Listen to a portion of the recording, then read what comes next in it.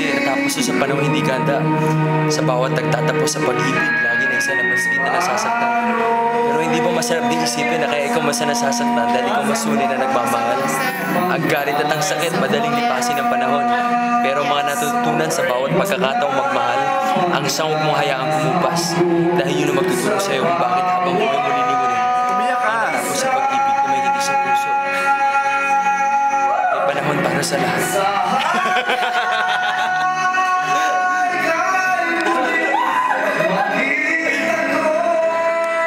Kaya tayo iniiwan ng mga taong mahal natin kasi mayroong bagong darating na mas maganda, na mas mamahalin tayo. Kung hindi tayo sasaktan at paasahin. Magtatama sa buhay natin. Ang lahat ng mali sa buhay natin.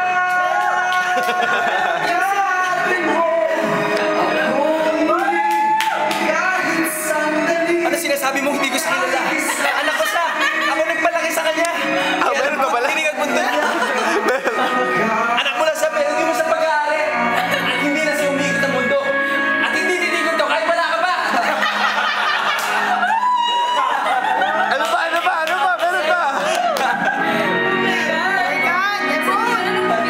Ikaw naman.